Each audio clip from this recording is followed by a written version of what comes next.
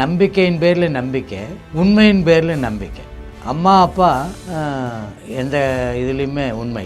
அதே மாதிரி ஒரு ஆகாயம், சூரியன், பூமி, காற்று, தண்ணி, இந்த 7 இல்லாமல் எந்த உயிரினும் உயிர் எழ முடியாது, வாழ முடியாது. அப்படிங்கிறது தான் தத்துவபூர்வமான உண்மை.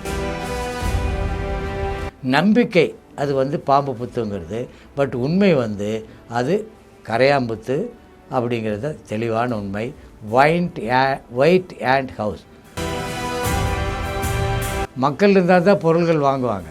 அதே மக்கள் இருந்தால் தான் ஆஸ்பத்திரிக்கும் போவாங்க, மருந்தும் வாங்குவாங்க. அப்போ இந்த 5 பேரும் இந்த மக்களை வதையாக வதைக்கிறாங்க.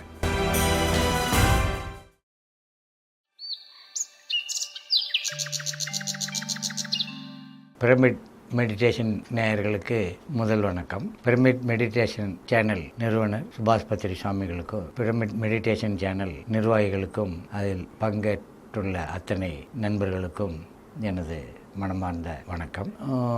நம்ம இன்றைக்கி எல்லாருமே வேகமான உலகத்தில் வேகமாக போயிட்டுருக்குறோம்.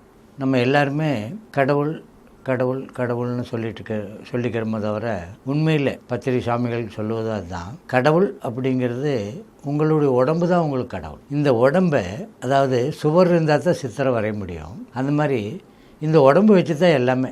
அதே மாதிரி நம்ம பாவங்கிறோமே. பாவங்கிறது என்ன அப்படின்னா தவறான உணவு, உடல் ஆரோக்கியத்தை நலனை கெடுக்கும் உணவு, உடல் நலனை பாதுகாப்பதற்கு மாறாக உடல் நலனை கெடுக்கும் உடைகள், அதே மாதிரி உடல் நலனை கெடுக்கும் வீட்டில் இருக்கும் சோஃபா, குஷன் பெட்டு, தலையணை, ஃபேனு, ஏசி, இந்த மாதிரி இது எல்லாமே உடலை கெடுக்குது. நம்ம எது சுகம், கம்ஃபர்ட்டுன்னு நினைக்கிறோமோ அது எல்லாமே நம்ம உடம்புக்கு டிஸ்கம்ஃபர்ட், அதாவது வியாதிகளை கொடுக்கும். அப்படிங்கிறது தெரியாமையே போயிட்டுருக்குறோம். இப்போ belief in faith, belief in fact, அதாவது நம்பிக்கையின் பேரில் நம்பிக்கை, உண்மையின் பேரில் நம்பிக்கை. அம்மா அப்பா எந்த இதுலேயுமே உண்மை. அதே மாதிரி ஒரு ஆகாயம், சூரியன், பூமி, காற்று, தண்ணி, இந்த 7 இல்லாமல் எந்த உயிரினும் உயிர் எழ முடியாது, வாழ முடியாது. அப்படிங்கிறது தான் தத்துவபூர்வமான உண்மை. மற்றபடிக்கு அதாவது சில பாடலில் கூட சொல்லியிருக்கிறாங்க, மனிதனை கடவுள் படைத்தாரா அல்லது கடவுளை மனிதன் படைத்தானா அப்படிங்கிறது. பட்டு சரித்திரபூர்வமான உண்மை என்ன அப்படின்னா மனிதனால் உண்டாக்கப்பட்டதாக கடவுள். அப்போது நம்ம பேசும்போது சிலர் என்ன சொல்லுவாங்க, இந்த இயற்கை தான் கடவுள் அப்படின்னா அந்த இயற்கை உருவாக்கியது யார்? ஸோ இங்கெல்லாம் நம்ம போகவே வேண்டாம் யார் உருவாக்குனாங்க அப்படிங்கிறது. ஏன்னா இது முடிவடையாத ஒரு வாதம். இயற்கைங்கிறது இயற்கை தான், அந்த இயற்கை தான் இயற்கை, வேறு ஒன்றுமே கிடையாது. அதாவது நான் ஒரு புவியியல் படித்ததுனால எனக்கு தெரியுது. அதாவது ஒரு பெரிய ஒரு இருண்ட அது வெடிக்குது. வெடித்த உடனே அங்கங்கே துகளாக வருது. அந்த துகளாக வந்தது தான் இந்த நவகிரகங்கள்னு நம்ம சொல்லக்கூடியது. அதில் இந்த பூமிங்கிறது என்னென்னா ஒரு குறிப்பிட்ட தூரத்தில் அமைகிறப்ப அந்த குறிப்பிட்ட தூரத்தில் அமைஞ்சதுனால, இந்த சூரியன்லேருந்து ஒரு குறிப்பிட்ட தூரத்தில் அமைஞ்சதுனால அங்கே இந்த பூமியில் இருக்கக்கூடிய தட்பவெப்பநிலை என்னது அப்படின்னா தண்ணீர் உண்டாகக்கூடியது, தண்ணீர் உற்பத்தியாக ஒரு வாய்ப்பு இருந்தது. அதே மாதிரி அந்த தண்ணீர் பின்னாடி அருகம்புல் வந்தது, அருகம்புல்லும்பாங்க. அது மாதிரி புல் பூண்டுகள் வர ஆரம்பித்தது. அதுக்கப்புறம் அப்படியே கொஞ்சம் கொஞ்சமாக இந்த முன்னேற்றம் ஆகி இப்போது நம்ம மனிதர்கள் ரூபத்தில் ஆயிருக்கு. இதில் என்னென்னா ஒரு சில காலகட்டத்தில் 1,75,000 வருடங்களுக்கு முன்னாடி தென்னிந்தியாவில் மனித இனம் முதல்ல உற்பத்தி ஆனதுன்னு சொல்கிறாங்க. பட் இப்போ என்ன அப்படின்னா 3 லட்சம் வருஷங்களுக்கு முன்னாடி அப்படிங்கிறாங்க. பட் இந்த பூமி தோன்றி பல லட்சம் வருஷங்கள் ஆகிடுச்சு. அதே மாதிரி இந்த அப்படின்ட்டு சொல்கிறாங்க. அதாவது பல லட்சம் வருஷங்களுக்கு முன்னாடி பூமி தோன்றியது. அதில் ஒரு 2-3 லட்சம் வருஷங்களுக்கு முன்னாடி நம்ம ஹியூமன் அப்படிங்கிற மக்கள் தோன்ற ஆரம்பித்தாங்கங்கிறாங்க. இதில் என்னென்னா நாகரிக முன்னேற்றம் நம்ம எல்லாமே படிச்சிருக்கிறோம். அதாவது ஒன்றும் இல்லாத காலம், அதுக்கடுத்து கற்காலம், அதுக்கடுத்து இந்த கற்காலம்னு எதுக்கு வந்தது அப்படின்னா அந்த காலகட்டத்தில் எல்லாமே மனிதர்கள் வெர்சஸ் அனிமல்ஸ். அதுதான். அதாவது அனிமல்ஸ் வந்து நம்மளை கொல்லணும் அப்படிங்கிறது அவங்களுக்கு. அனிமல்ஸினுடைய மிருகங்களுடைய எதிரிகள் யாருன்னா மக்களுடைய எதிரிகள் யாருன்னா மிருகங்கள். அப்போ அந்த மிருகங்களை வேட்டையாடணும். அதுக்கு வந்து கற்களை ஆயுதங்களாக தயார் பண்ணால் அது கற்காலமாச்சு. அப்புறம் உலோகத்தில் ஆயுதங்கள் தயார் பண்ணால் அதுவும் இந்த மிருகங்களை கொல்வதற்கே. அப்படி அதுக்கு அடுத்து நம்ம வந்து தனியாக ஒரு இடத்துக்கு வீடு முதல்ல சும்மா வாழ்ந்தோம், மரத்துக்கடியில் வாழ்ந்தோம், மரத்து கிளைகளில் வாழ்ந்தோம், அப்புறம் குகைகளில் வாழ்ந்தோம். அதுக்கடுத்து அப்படியே தனியாக வீடு கட்டி வாழ்ந்தோம், கூட்டமாக வாழ்ந்தோம். இந்த கூட்டமாக வாழ்ந்தது தான் விந்திய மலைக்கு தெற்கு இருக்கிறவங்க எல்லாமே திராவிடர்கள்ங்கிறோம். அதாவது தமிழ், தெலுங்கு, மலையாளம், துளு பேசுகிறவங்க, இந்த 5 பேர். ஸோ இந்த திராவிடங்கிறது வந்து ஒரு தனி இனம் கிடையாது, எல்லாம் மனித இனம் தான். ஆனால் இந்த கிளைமேட்டில், இந்த தட்ப வெப்பநிலையில் வாழக்கூடியவர்கள் திராவிடர்கள். உதாரணத்துக்கு ஒரு அமெரிக்காவிலேருந்து இங்கே ஒருத்தர் வர்றாருன்னா இங்கே அவர் எப்படி வாழணுமோ அப்படி தான் வாழணுமோ தவிர அமெரிக்காவில் எப்படி வாழ்ந்தாரோ அந்த மாதிரி இந்த தட்ப வெப்பநிலையில் வாழ்ந்தால் அவருடைய உடம்பு வந்து பாதிக்கப்படும் அப்படிங்கிறது தான். அந்த மாதிரி அதாவது life style R healthy life style. இன்னொன்று என்ன அப்படின்னா லைஃப் ஸ்டைல் டிஸார்டர். இதுதான் அடிப்படையான உண்மை. ஸோ இந்த டிஸார்டர் அப்படிங்கிறது என்ன அப்படின்னா கண் எப்படி இருக்கணுமோ அப்படி தான் இருக்கணும், காது எவ்வளோ கேட்கணுமோ அப்படி தான். ஸோ இந்த மாதிரி நம்ம ஒவ்வொரு ஐம்புலன்களும் சீர்கேடுறதுக்கு என்ன காரணம் அப்படின்னா நான் என்னுடைய அனுபவத்தில் ஆராய்ஞ்சு பார்த்தது உணவு தான், அதே மாதிரி உடை தான், அதே மாதிரி உறைவிடம் தான். அதான் ஹிந்தியில் கானா கப்படா அவர் மகான், ஆங்கிலத்தில் ஃபுட்டு, ட்ரெஸ்ஸு அண்டு ரெசிடென்ஸ். அதே மாதிரி நம்ம தமிழில் உணவு, உடை, உறைவிட மாற்றங்கள். இதுதான் அடிப்படை. ஓகே, இப்போது நம்ம பேச வேண்டியது என்னென்னா புற்றுநோய். இன்றைக்கி பிரிவிலண்ட் எல்லாம் நிறைய புற்றுநோய்கள் இருக்குது. இந்த புற்றுநோய்களில் முதல்ல புற்றுநோய்னா என்ன அப்படிங்கிறது தான். அதாவது நீங்கள் பார்த்துருக்கலாம் கரையாம்புத்து, அதைய பாம்பு புத்துங்கிறாங்க. அது பாம்பு புத்து அல்ல, கரையாம்புத்து. பாம்பு வெளியில் நின்றுக்கும், கரையானையும் எறும்பையும் சாப்பிட்றதுக்கு எலி உள்ளார போய் சாப்பிட்டுட்டு எலி வெளியே வரும். அப்போ என்னாங்கன்னா பாம்பு காத்துட்டு இருந்து அந்த எலியை பிடிக்கும். பாம்பு வந்து அந்த கரையாம்புத்துக்குள்ளார போச்சு அப்படின்னா அடிப்படையில் ஒரு எறும்போ ஒரு கரையான பாம்பை லேசாக கடித்தாலே உடனே அந்த காயத்துக்கு நிறைய எறும்புகள் வந்து பாம்பு வந்து செத்து போயிடும். அதனால் அது பாம்பு புத்து அல்லவே அல்ல. நம்பிக்கை அது வந்து பாம்பு புத்துங்கிறது, பட் உண்மை வந்து அது கரையாம்புத்து அப்படிங்கிறது தெளிவான உண்மை. ஒயிட் ஆண்ட் ஹவுஸ், பாம்புனால் வீடு கட்டவே முடியாது. பாம்புனுடைய இருப்பிடம் வந்து புதர், அதுதான் உண்மையான வார்த்தை. ஈவன் எலிவங்களை கூட பாம்பு போகாது, எலி பிடிக்கிறதுக்காக போகும், பிடிச்சிட்டு வெளியடியாந்துடும். அதுதான் மாற்ற முடியாத உண்மைங்கிறது அதுதான். இதை எதுக்கு சொல்ல வர்றேன் அப்படின்னா அதைய நம்மளை வந்து கோவில் கட்டி கோவிலாக நினச்சி அதை கும்பிட ஆரம்பிச்சிட்டோம். இந்த மாதிரி நம்பிக்கை, அது நம்பிக்கை பின்னாடி மனிதன் அலைய ஆரம்பிச்சிட்டான், உண்மையை துப்புரவாக மறந்துட்டான். இது வந்து பெரிய பெரிய செயின்ஸ் கூட அந்த உண்மையை மறந்துடுறாங்க. அதே மாதிரி பெரிய பெரிய அரசியல்வாதி அவங்களும் மறந்துடுறாங்க. அதே மாதிரி பெரிய பெரிய உற்பத்தியாளர்கள், அதே மாதிரி விற்பனையாளர்கள் அவங்களும் மறந்துடுறாங்க. அதே மாதிரி ஊடகங்கள், அதே மாதிரி இந்த மருந்து கம்பெனிகளும் மருத்துவர்களும். இந்த 5 பேருக்கு முக்கியமாக யார் தேவை? மக்கள் தேவை.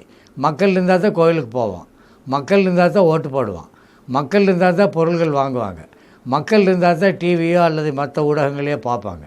அதே மக்கள் இருந்தால் தான் ஆஸ்பத்திரிக்கும் போவாங்க, மருந்தும் வாங்குவாங்க. அப்போ இந்த 5 பேரும் இந்த மக்களை வந்து வதைக்கிறாங்க. அதனால் என்னுடைய தாழ்மையான வேண்டுகோள் என்ன அப்படின்னா இந்த 95% மக்களை ஒரு 5% இந்த 5 வித பஞ்சபூதங்களும் வதைக்கிறத விடணும். அப்படின்னா இந்த 5 பேரும் வேணுக்குன்னு திட்டம் போட்டு வதைக்கலை. ஏன்னா அவங்க மூளை மறத்து போய் அவங்க செய்கிறது நல்லதுன்னு நினச்சிட்டு செய்கிறாங்களே தவிர அவங்க செய்கிறது வந்து மக்களை தீமைப்படுத்தும், மக்களை கொல்லும், மக்களுக்கு வியாதிகள் ஏற்படுத்தும்னு தெரியாமல் செஞ்சிட்ருக்குறாங்க. ஒரு உதாரணத்துக்கு என்ன அப்படின்னா ஆங்கிலம் படித்தவன் ஆங்கிலம் பேசலாம், ஆங்கிலம் படிக்காதவன் ஆங்கிலத்தில் பேச முடியுமான்னா பேச முடியாது. அது மாதிரி தமிழ் படித்தவன் தமிழில் பேசலாம், தமிழ் படிக்காதவன் தமிழில் பேச முடியாது. அந்த மாதிரி அடிப்படையில் என்ன அப்படின்னா ஒவ்வொருத்தருமே இந்த காலகட்டங்களில் அதாவது லைஃப் ஸ்டைல் வாழ்க்கை வாழும் வகை வாழும் விதம் அப்படிங்கிறது ஒன்று, இன்னொன்று ஜீன். இந்த 2 ஜீன் வந்து மாறல, நம்ம அப்பாவோ நம்ம தாத்தாவோ அல்லது நம்ம கொள்ளு தாத்தாவோ நம்மளுடைய உருவங்களில் எந்த பெரிய மாற்றமும் கிடையாது. ஹார்ட்லி நாட் ஈவன் 1% மாற்றம். என்ன, உயரம் கொஞ்சம் குறைஞ்சிருக்கலாம், அல்லது உருவம் கொஞ்சம் குறைஞ்சிருக்கலாம், அல்லது கலர் மாறி இருக்கலாமோ தவிர மற்றபடிக்கு நம்ம தாத்தா அவருடைய அப்பா எல்லாருமே எப்படி இருந்தாங்களோ அப்படியே தான் இருக்கிறோம். ஆனால் இந்த வாழ்க்கை வாழும் வகை லைஃப் ஸ்டைல் அப்படிங்கிறது ஆல்மோஸ்ட் 99% மேலே மாறிடுச்சு. இந்த லைஃப் ஸ்டைல் அப்படிங்கிறதுக்கு நமக்கு 3 அவசியம். அதாவது உணவு, உறைவிடம். இந்த 3 மாற்றங்கள் நான் நிறைய எபிசோடில் சொல்லியிருக்கேன். அது திருப்பி சொல்லணுமா அப்படிங்கிறது இல்லை, நான் சுருக்கமாக சொல்கிறேன். அதாவது உணவு அப்படிங்கிறது ஆரோக்கியமாக வாழ்கிறதுக்கு, நலமாக வாழ்கிறதுக்கு தானோ தவிர உணவு நாக்குக்காக அல்ல. அதாவது ஒரு நிமிட சுகம் நாக்கில் போட்டுன்னு சுகம் கிடைக்குது, அல்லது ஒரு சுவை, அந்த சுவை உங்களுக்கு சுகமாக தெரியுது. ஆனால் அது உடம்புக்கு கெடுக்குமா கெடுக்காதா அப்படின்னு நம்ம பார்க்கணும். அதாவது ஒரு வேஸ்ட் பேப்பர் தூக்கி நம்ம பாக்கெட்டில் வச்சுக்க மாட்டோம், நல்ல ரூபா நோட்டை வெளியே எறிய மாட்டோம். அந்த மாதிரி நம்ம அடிப்படையில் என்ன அப்படின்னா, இந்த வேஸ்ட்டு, அதாவது எந்த ஊட்டச்சத்தும் இல்லாத வியாதிகளை ஏற்படுத்தக்கூடிய உணவை நம்ம வைத்த ஒரு வேஸ்ட் பாஸ்கெட், குப்பை கூடை போல் எல்லாத்தையும் அள்ளி உள்ளார போட்டுக்கிறோம். தவறான உணவு தான் நமக்கு புற்றுநோய், மற்ற வியாதிகளை உண்டாக்குறதும் இல்லாமல் புற்றுநோயும் உண்டாக்குது. புற்றுநோய் என்பது சந்தேகம் இல்லாமல் குணமாக்கக்கூடியதே அப்படிங்கிறது தான் தத்துவபூர்வமான உண்மை. எனக்கு பல ஆண்டுகளுக்கு முன்னாடி நுரையீரல் புற்றுநோயினாங்க, குணப்படுத்த முடியாதுன்னாங்க. சரி அப்படின்ட்டு நானாக தியானம் பண்ண ஆரம்பித்தேன். எனக்கு தெரிஞ்சது நம்ம இப்படி மாற்றி பார்க்கலாம், காற்றை மாற்ற முடியாது, தண்ணி மாற்ற முடியாது, சாப்பாடில் நிறைய மாற்றங்களுக்கு இடம் இருக்குது அப்படின்ட்டு சரிவிகித உணவாக சாப்பிட ஆரம்பித்தேன். வேக வைக்காத பச்சை காய்களும் பச்சை கீரைகளும் பழங்களும், அதே மாதிரி வறுக்காத எண்ணெய் விதைகளும், அதே மாதிரி முளைக்கட்டிய பயிர், முளைக்கட்டிய தானியங்களுமா சாப்பிட்டோன்னே என்னுடைய பிரச்சனை 3 to 4 மாதத்தில் தீர்ந்துடுச்சு. அதுக்கு பின்னாடி தான் நான் யோசனை பண்ணது என்ன அப்படின்னா, எப்படி நான் குணமடைந்தேன் அப்படிங்கிறது தான். அப்போது மலரும் நினைவுகள், அதாவது இந்த 4-5 மாதத்தில் நான் இந்த சாப்பாட்டில் மாற்றிக்கிட்டேன் அப்படின்னு சொல்லும்போது, அதாவது நல்ல புரதச்சத்து, கெட்ட புரதச்சத்து, பாசிப்பருப்பு, பாசிப்பயறு நம்ம அப்படியே சாப்பிட்டோம்னா நமக்கு அதில் இருக்கிற சக்தி அப்படியே கிடைக்கும். ஒரு ஆட்டம்பாமை வெளியில் வெடிச்சிங்கன்னா உலகம் காலியாயிரும். அந்த மாதிரி பயரை வெளியில் வச்சு உடைச்சா அதில் இருக்கிற சத்தெல்லாம் வெளியே போயிடும். ஸோ அந்த பாசிப்பயிரில் இருக்கிற முழு சத்து நம்மளுக்கு கிடைக்கணும் அப்படின்னா பாசிப்பயிராக நீங்கள் சாப்பிட்டீங்கன்னா எந்த குளறுபடியும் இருக்காது. அதுதான் தத்துவபூர்வமான உண்மை. அப்போது பாசிப்பயிறு போட்டால் முளைக்கும், பாசிப்பருப்பு போட்டால் முளைக்காது. அப்போ நம்ம முளைக்கணும், நம்ம நல்லா வாழணும், நோய் இல்லாமல் வாழணும் அப்படின்னா பயிர் சாப்பிட்ணும் அப்படின்னு தெரிஞ்சுக்கிட்டேன். அதுக்கடுத்து ஹோல் கிரெயின், அரிசி போட்டால் முளைக்காது, அதே மாதிரி நெல் போட்டால் முளைக்கும். அதே மாதிரி ஒரு கம்பு போட்டால் முளைக்கும், கம்பு மாவு போட்டால் முளைக்காது. அப்போ நம்ம செய்ய வேண்டியது என்னென்னா ஹோல் கிரெயின், முழு தானியங்களை தான் சாப்பிட்ணும் அப்படிங்கிறது தான். ஓகே, இதில் ஒரு சின்ன மாற்றம் என்னாச்சு அப்படின்னா, இந்த பயிர் ஊறுனா தோல் உறிஞ்சிடும், தானியம் ஊறுனா தோல் உரியாது. அதனால் அதைய அடிப்படையில் நம்ம செரிமான சக்தியை கூட்டுறதுக்காக அதைய ஆவியில் வேக வச்சு சாப்பிட்டா அதில் இருக்கிற ஊட்டச்சத்து விளைவாகாது. நம்ம சாப்பிட்றதுக்கு கொஞ்சம் மெதுவாக இருக்கும், நல்ல சாஃப்டாக இருக்கும். அப்போ அதை சாப்பிட்லாம். அதாவது பயிர்களை நம்ம ஆவியில் கூட வேக வைக்க வேண்டாம், பச்சையாகவே சாப்பிட்லாம். ஆனால் தானியங்களுடைய ஷெல்லு ஹார்டாக இருக்கிறதுனால, அதை க்ரஸ்ட்டு ஹார்டாக இருக்கிறதுனால அதை மாத்திரம் ஆவியில் வேக வச்சு நம்ம சாப்பிட்லாம். அதே தானியங்களை ஒரு உதாரணத்துக்கு கம்பு ஆர் ராகி ஆர் சோளம், இதையே நம்ம காட்டு வழியில் போகிறோம், புதுசாக விளைஞ்சிருக்கு. நீங்கள் அந்த கம்பை எடுத்து நல்லா தேய்ச்சி அதை சாப்பிட்டிங்கன்னா பால் வழிஞ்சிட்ருக்கும். அதை பச்சையாகவே சாப்பிட்லாம், அது எந்த ப்ராசஸுமே தேவையில்லை. அப்படி தான் நம்ம முன்னோர்கள் சாப்பிட்டுட்டு இருந்தாங்க. வெறும் கம்பு ராகி சோளம் காட்டு வழியாக தோட்ட வழியாக போவாங்க, அங்கே என்ன விளைஞ்சிருக்குதோ எடுப்பாங்க, கையிலேயே தேய்ச்சி அந்த தானியத்தை சாப்பிட்டுட்டு இருந்தாங்க. அதே மாதிரி பாசிப்பயிறு, தட்டைப்பயிறு, இந்த மாதிரி எல்லா காயும் எல்லா கீரையும் எல்லா பழங்களும் அப்படியே தான் சாப்பிட்டுட்டு இருந்தாங்க. அதுக்கப்புறம் தான் இந்த நெருப்புங்கிறது வந்து இந்த நெருப்புன்னு வந்த உடனே நெருப்பு வந்து இந்த ஆரிய கலாச்சாரத்தில் வேக வைத்து சாப்பிடணும்னு வந்து நம்ம என்ன பண்ணோம், அதை வேக வச்சு சாப்பிட்டோம். நான் ஆல்ரெடி சொன்ன மாதிரி ஒரு வேக வைக்காத பாசிப்பயிறு சரியாக 1 மணி நேரத்துலேருந்து 1.5 மணி நேரத்துக்குள்ளார செரிமானம் ஆயிடும். ஏன் அப்படின்னா அதில் இருக்கிற ஊட்டச்சத்தும் அதே மாதிரி தாதுப்புகளும் உயிர் சத்தும் இன்டாக்ட் அப்படியே இருக்குது. அதே மாதிரி அதை நம்ம மென்று தான் சாப்பிட முடியும். அப்போ அந்த மென்று சாப்பிடும்போது இந்த ஆல்கலைன் உள்ளார போய் அமிலத்தன்மையை குறைச்சி செரிமானங்கிறது ஈஸியாக நடந்துடும். செரிமானங்கிறது வேறு ஒன்றுமே கிடையாது. ஒரு நெல்லிக்காயை சின்ன சின்ன துண்டுகளாக நறுக்கி அதை ஒரு கிண்ணத்தில் போட்டு அதில் ஒரு ஸ்பூன் தேன் ஊற்றி நல்லா எல்லாம் கோட்டிங் வர்ற மாதிரி அந்த நெல்லிக்காய் பீஸ் எல்லாம் கோட்டிங் வர்ற மாதிரி பண்ணி அதை மூடி வச்சுட்டு 1 மணி நேரம் கழித்து அதில் இருக்கிற தண்ணியை வடிச்சிட்டு அந்த நெல்லிக்காய் சாப்பிட்டு பாருங்கள். உவர்க்காது, துவர்க்காது, புளிக்காது. அப்படின்னு என்ன அர்த்தம்? அதில் இருக்கிற அந்த நெல்லிக்காயில் இருக்கிற ஊட்டச்சத்தை இந்த தேன் வந்து எடுத்துடுச்சுன்னு அர்த்தம். அந்த மாதிரி நம்ம இந்த உமிழ்நீர் உள்ளார போனால் தான் நம்ம சாப்பாட்டில் இருக்கிற இரைப்பையில் இருக்கிற அமிலத்தன்மையை நியூட்ரலைஸ் பண்ணுறதும் இல்லாமல் நம்ம சாப்பாட்டில் இருக்கிற இந்த ஊட்டச்சத்தை தனியாக உறிஞ்சி எடுக்கும். அதாவது கிரைண்டருங்கிறது கிடையாது, மிக்சிங்கிறது கிடையாது. வயிற்றுக்குள்ளார வயிறு வந்து வெறும் ஒரு பை தான். அப்போ இந்த வாயில் இருக்கிற உமிழ்நீரும் இரைப்பையில் இருக்கிற சுரக்கக்கூடிய அமிலமும் இந்த ரெண்டும் கலந்து உமிழ்நீரும் அமிலமும் அதில் இருக்கிற ஊட்டச்சத்தை தனியாக பிரித்து எடுக்குது.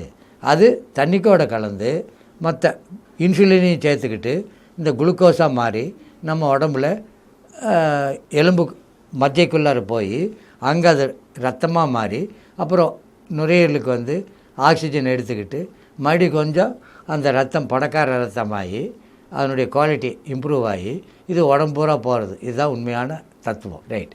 அப்போது அடிப்படையில் நம்ம என்ன பண்ணுறோம் அப்படின்னா இந்த ரத்தம் உண்டாக்கக்கூடிய உணவு வகைகளை நம்ம சாப்பிட்றது இல்லை அப்படிங்கிறது. அதாவது நம்ம ரத்தத்துக்கு ஒரு கெப்பாசிட்டி இருக்குது. என்ன கெப்பாசிட்டின்னா ஆக்சிஜன் அப்சார்பிங் கெப்பாசிட்டி.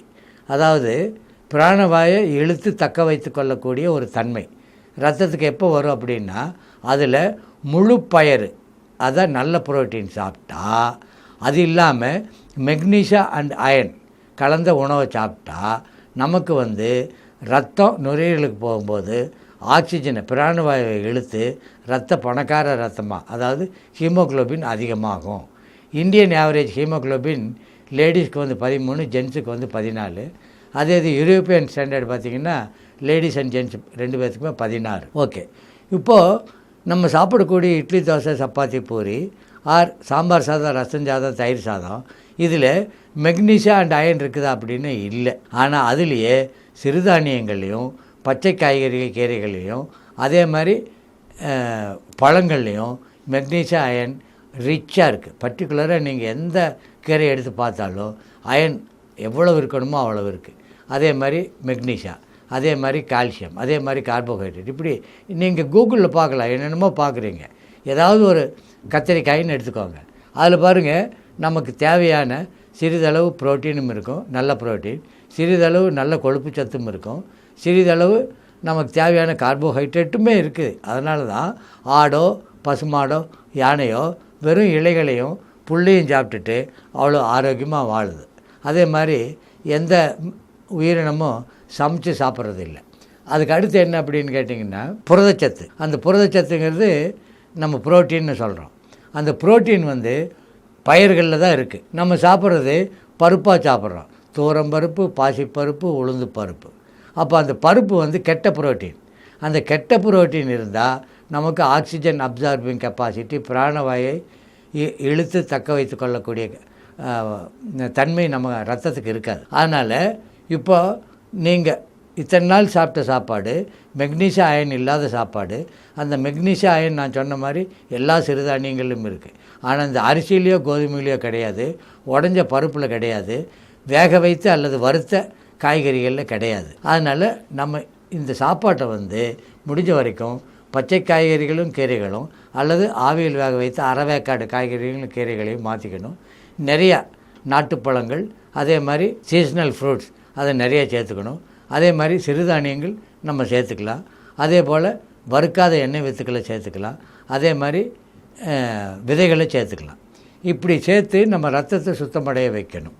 இது ரத்த சுத்தம் அடைஞ்சிடுச்சுன்னா வியாதி இல்லை, ரத்தம் கெட்டு போச்சுன்னா வியாதி. அப்போது இப்போ நம்ம நல்ல சாப்பாடு சாப்பிட்டு ரத்தத்தை சுத்தமடைய வச்சிட்டோம். இது எல்லா புற்றுநோய் வியாதிக்காரர்களுக்கும் ரொம்ப ரொம்ப முக்கியம். அப்போது இதுக்கு அடுத்து உதாரணத்துக்கு சர்விக்கல் புற்றுநோயும்பாங்க அல்லது வாயில் புற்றுநோயும்பாங்க. சமீபத்தில் ஒரு நண்பர், ஒரு போஸ்ட் மாஸ்டர், அவரில் வாயில் புற்றுநோய். ஃபார்ச்சுனேட்டாக அவர் கீமோதெரப்பி ரேடியேஷன் தெரப்பி போகிறதுக்கு முன்னாடி என்கிட்ட ரெஃபர் பண்ணாங்க.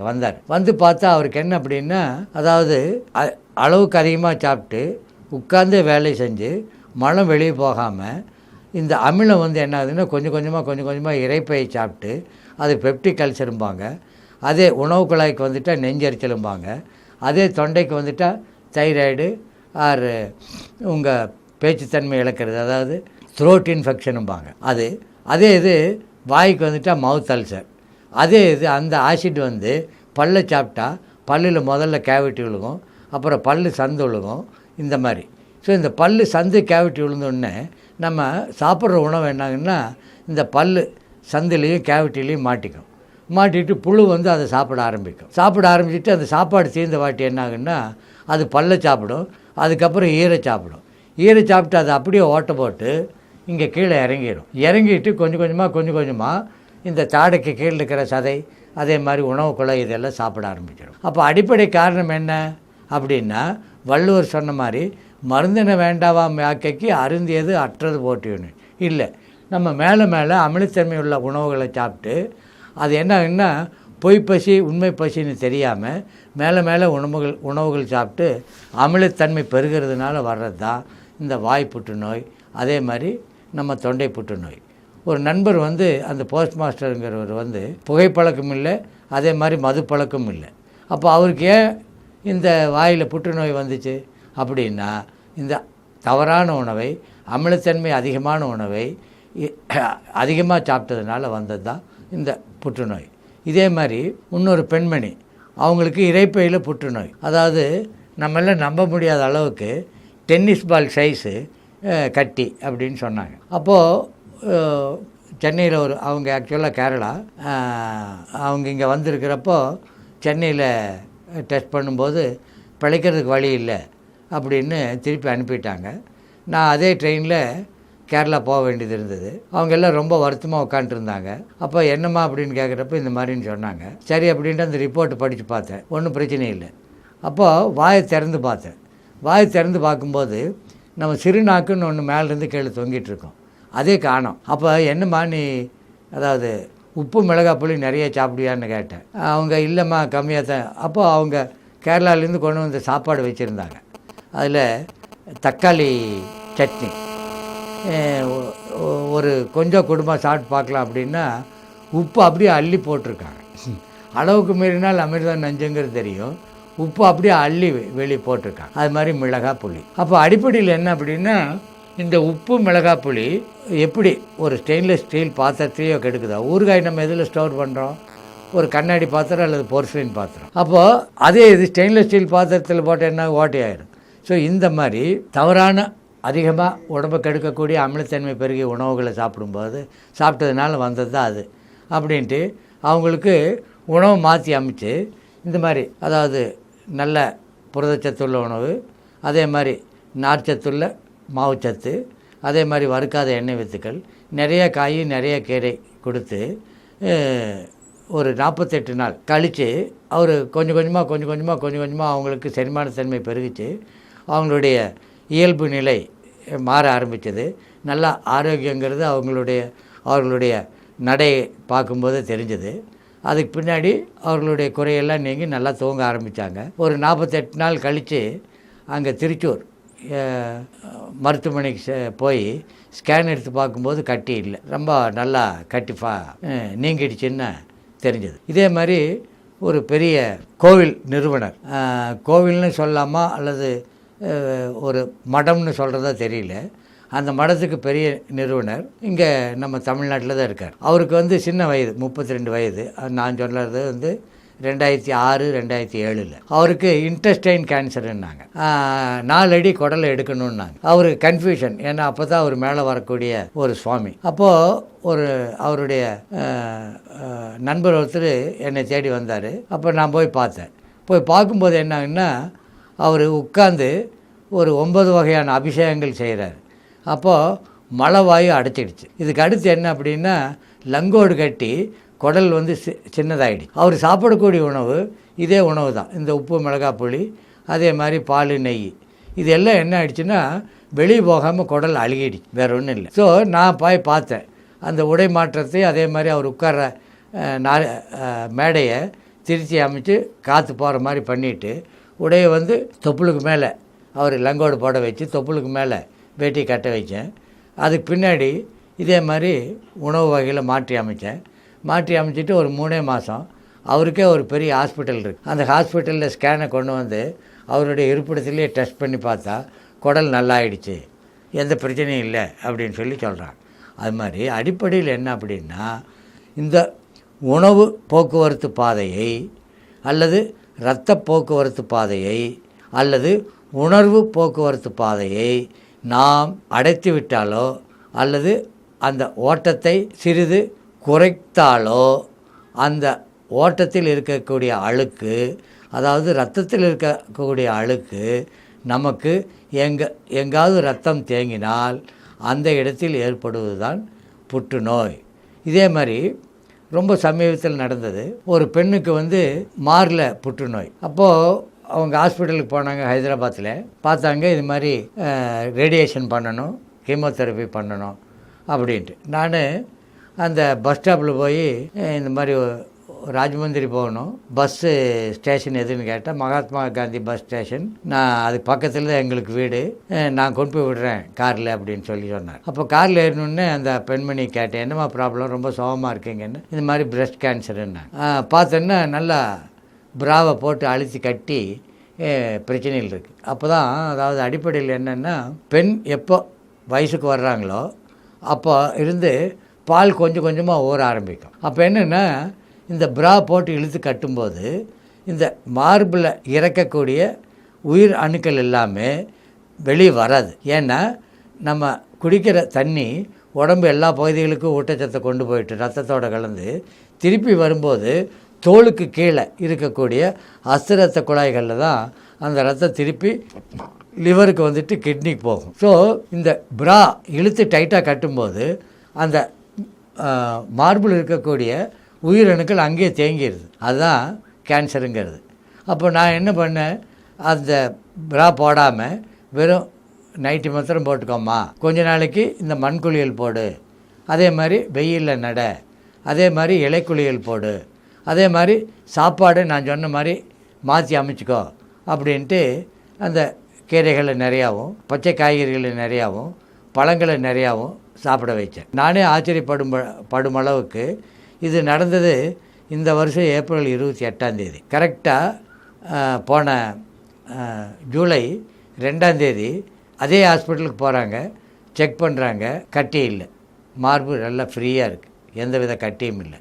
அதே மாதிரி எல்லா பெண்களுமே மார்பை ப்ரெஸ் பண்ணி பாருங்கள், கட்டி இருக்கும். அந்த கட்டி வலிச்சா அது புற்றுநோய் கட்டி அல்ல, பயப்பட வேண்டிய அவசியம் இல்லை. அதே இது வலிக்கலைன்னா நம்ம கொஞ்சம் பயப்படணும், நிறையா பயப்பட வேண்டாம். அதே மாதிரி கேன்சர் என்பது உடனடியாக உயிரை கொல்லக்கூடிய வியாதி அல்ல. அதனால் தெரிஞ்ச உடனே நீங்கள் மொதல் செய்ய வேண்டியது என்ன அப்படின்னா, உணவு பழக்கத்தை மாற்றி அமைங்க.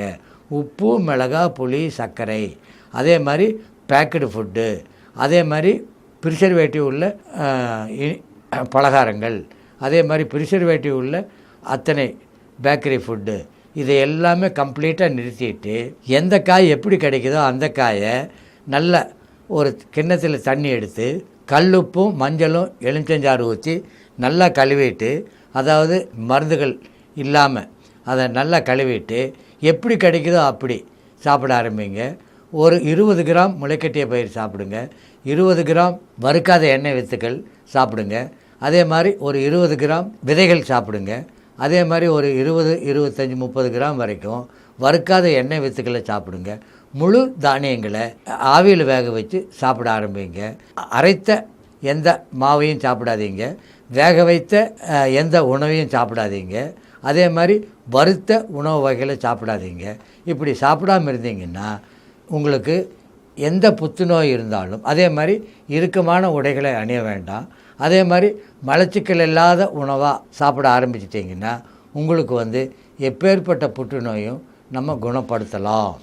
அதே நம்ம நல்லா புரிஞ்சுக்கிட்டு இனிமேல் ஆவது வருமுன் காப்போம் அப்படின்னு அப்படி எல்லோரும் மனசில் ஒரு உறுதி எடுத்துட்டு இவர் சுபாஷ் பத்திரி சுவாமிகள் உடைய ஒரு நல்ல எண்ணத்தில் அவர் எல்லாருமே நலமாக வாழணும், எல்லாருமே நோயற்று வாழணும் அப்படிங்கிற அவருடைய குறிக்கோளில் இந்த பிரமிட் மெடிடேஷன் சேனல் எந்தவித லாப நோக்கம் இல்லாமல் உங்களுக்கு இந்த ப்ரோக்ராமை கொடுக்குறாங்க. ஸோ இந்த ப்ரோக்ராமில் நான் இது வரைக்கும் சில எபிசோடு பண்ணியிருக்கேன். எல்லா எபிசோட்லேயும் எல்லா விதத்தையும் டீல் பண்ணியிருக்கேன். இருந்தாலும் உங்களுக்கு எல்லாத்துக்குமே இன்னும் சில சந்தேகங்கள் வரலாம். அந்த சந்தேகங்கள் வராமல் நீங்களே உங்களை எப்படி மாற்றிக்கிறது, நான் எப்படி மாற்றி அமைத்து கொண்டேன் அப்படின்னு நீங்கள் உறுதி எடுத்துகிட்டு உப்பு மிளகாய் புளி சர்க்கரை இல்லாமல், அதே மாதிரி பேக்கெட் ஃபுட் இல்லாமல், அதே மாதிரி ப்ரிசர்வேட்டிவ் இல்லாத ஒரு உணவு வகையில் எடுத்து சாப்பிட ஆரம்பிங்க.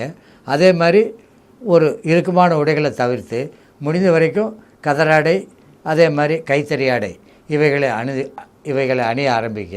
அதே மாதிரி வீடுகளில் சில மாற்றங்களை மாற்றிக்கோங்க. இப்படியெல்லாம் மாற்றி அமைச்சிட்டிங்கன்னா இருக்கிற வியாதிகளும் போயிடும், வியாதிகளையும் குணப்படுத்தலாம். அதே மாதிரி வியாதிகள் வராமையும் தடுக்கலாம். அது மாதிரி ஆரோக்கியம் மகாபாகியம், ஹெல்த் இஸ் வெல்த். அதே மாதிரி நோயற்ற வாழ்வே குறையற்ற செல்வம். இந்த நோயற்ற வாழ்வே குறையற்ற செல்வம் அடைய எந்த கஷ்டமும் கிடையாது, எந்த படிப்பும் தேவையில்லை. ஈவன் படிக்காதவர்கள் கூட இதை அடைய முடியும். இதை அடையணும் அப்படிங்கிற நோக்கத்தில் தான் பிரமிட் மெடிடேஷன் சேனல் பத்திரி சுவாமிகள் இந்த ப்ரோக்ராமுக்கு ஏற்பாடு பண்ணி என்னை பேச அழைச்சாங்க. நான் ஒரு ப்ரீச்சர் அல்ல, நான் சொல்பவன் அல்ல, எதை செய்கிறேனோ அதை சொல்பவன். ஒரு மாத காலம் Hyderabad pyramid meditation channel Telugu இதில் இருந்தேன். அங்கே இருந்த முக்கியமான அதிகாரிகள், முக்கியமான நண்பர்கள் எல்லோருமே என்னுடைய உணவு பழக்கத்தையும் உடை பழக்கத்தையும் உறைவிட பழக்கத்தையும் பார்த்து அவர்களும் மாற்றிக்கொண்டு இன்றைக்கி ஆல்மோஸ்ட் ஒரு குறிப்பிட்ட பர்சன்டேஜ் பிரமிட் சேனலில் சம்மந்தப்பட்டவர்கள் மாற்றி நலமாக வாழ்கிறார்கள். இந்த தெலுங்கு ப்ரோக்ராமை, அதாவது சரித்திரம் படித்தது மாதிரி 85,000 பேர் பார்த்துருக்காங்க. இந்த 85,000 பேரில் குறிப்பாக நான் சொல்லப்போனால் சர்க்கரை வியாதிக்காரர்கள் சர்க்கரை வியாதி குணப்படுத்தியிருக்காங்க. பட்டாஞ்செருவுன்னு ஹைதராபாத்தில் ஒரு இடம் இருக்குது. அவங்க எல்லாம் ஒரு 12 பேர் ஒரே வீட்டில், ஓரளவுக்கு வசதி உள்ளவர்கள். அவங்க எல்லாமே 10 to 15,000 மருந்துகளுக்காக செலவு பண்ணுவாங்க. இன்றைக்கி பார்த்திங்கன்னா 1 பைசா மருந்து இல்லாமல், வியாதிகள் குணப்படுத்துறதும் இல்லாமல், ஆரோக்கியமாக வாழ்கிறது இல்லாமல், அவர்களுடைய அன்றாட அலுவல்களில் ரொம்ப ரொம்ப ரொம்ப ரொம்ப நல்லா ஈடுபட்டு அந்த அலுவல்களை நல்லா செய்கிறாங்க. அதனால் இந்த என்னை இங்கே பேச சந்தர்ப்பம் கொடுத்த பிரமிட் சேனல் சுபாஷ் பத்திரி சுவாமிகளுக்கும் நிர்வாகத்தினருக்கும் எல்லா ஊழியர்களுக்கும் என்னுடைய மனமார்ந்த நன்றி. மீண்டும் அடுத்த எபிசோடில் வேறொரு சப்ஜெக்டுடன் உங்களை சந்திக்க ஆவலுடன் இருக்கிறேன்.